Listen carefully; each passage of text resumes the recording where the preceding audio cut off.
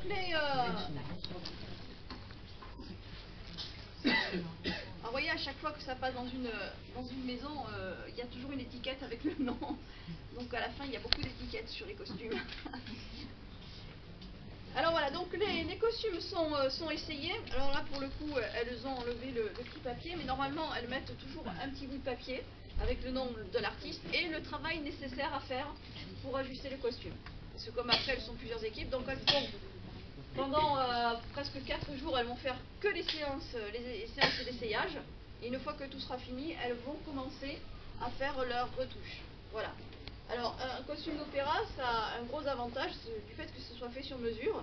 C'est que, vous voyez, la vie d'un costume d'opéra, c'est une vie qui n'est pas triste, qui est très agitée, puisque c'est toujours en train d'être modifié. Quand un costume d'opéra est confectionné, vous voyez, ça se voit que c'est du sur-mesure.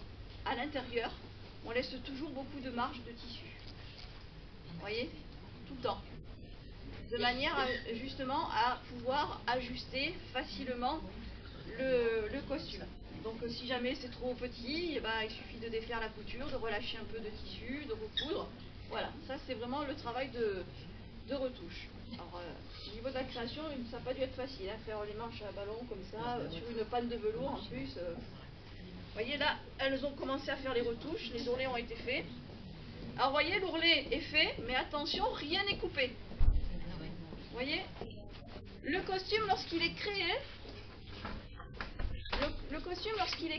il arrive dans une certaine taille et il faut qu'il reparte dans la même taille. D'accord? Alors parfois ça dépend des contrats, mais en tout cas, quoi qu'il en soit, il nous est impossible au niveau de la longueur, de couper le moindre bout de tissu.